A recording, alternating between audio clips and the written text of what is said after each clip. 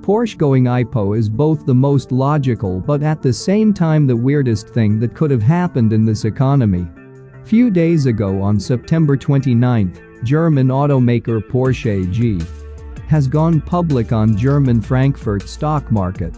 First of all, it has done it in great style, with the ticker P911 and 911 million shares issued as an homage to its bestseller and one of the most iconic cars in the history of automotive. Porsche really proved Germans can be fun.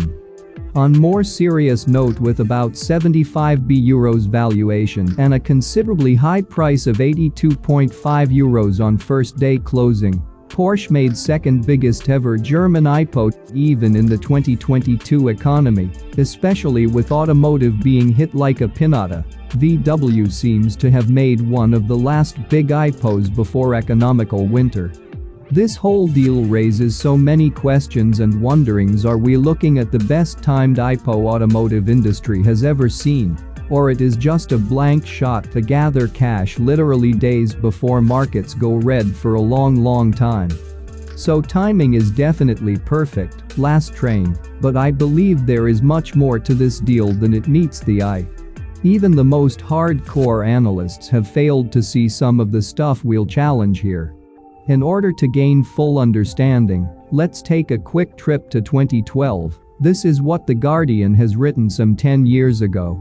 Volkswagen stepped up its efforts to become the world's #1 car maker on Thursday by buying up the remaining part of Porsche that it did not already own, and in the process ended an epic takeover struggle between the two German brands.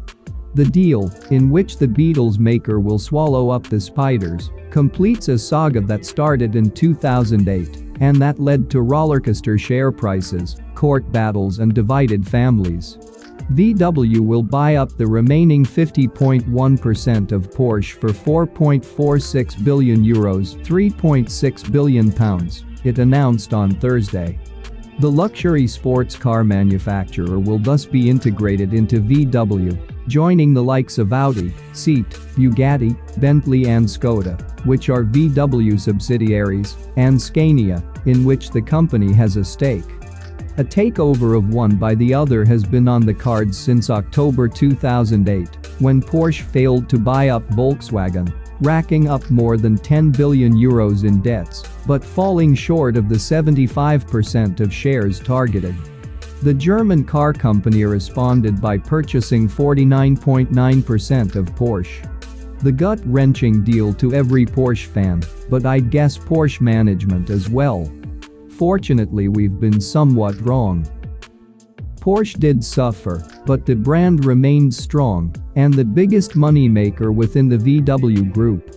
A bit later, after VW taking over, a small little issue called Dieselgate hit VW, and some major changes had to take place, and it had to happen immediately.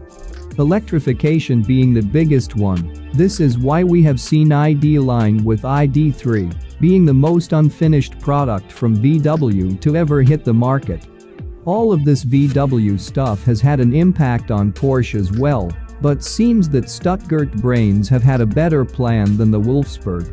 Porsche has never stopped, and even though you can say Taycan is Skoda or Passat on steroids, it has proven Porsche can compete in this market, and that is very capable of transferring their know-how to build great cars to electric platforms.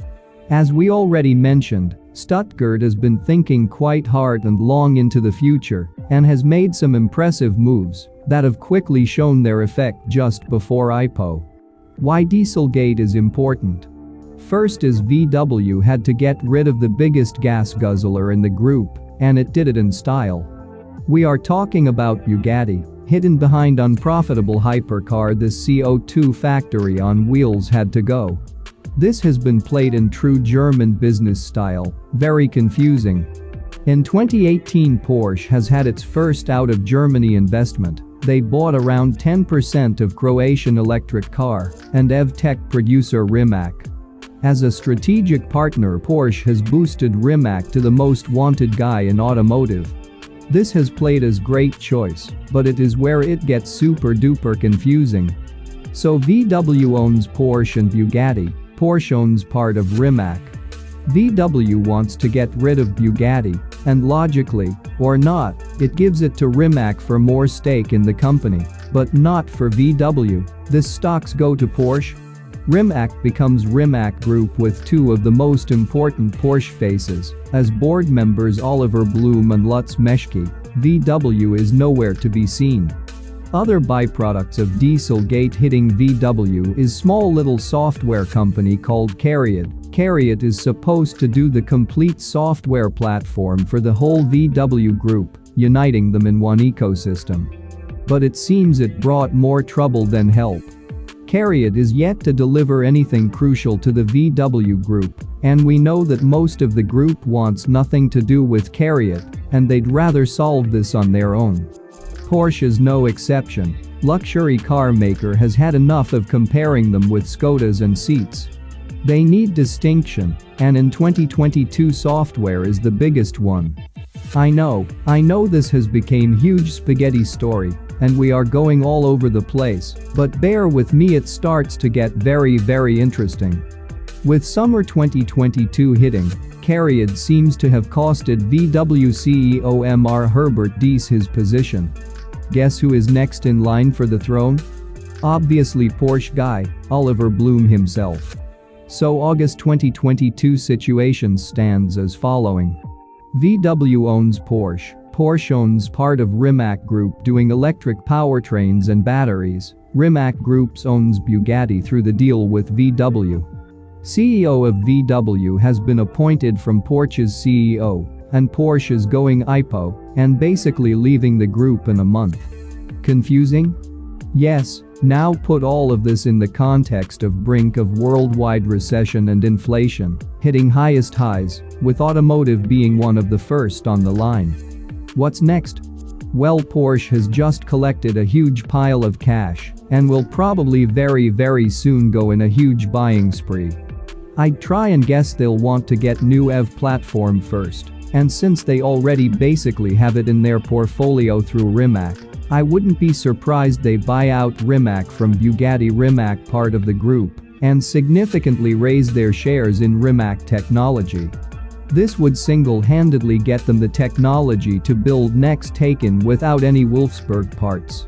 Will ex-Porsche CEO, now VW CEO, be the last nail in the Cariad coffin? Cause with Porsche they could get all of this from Rimac, I don't know, and future will show. But this IPO seems to be way more than just company going public.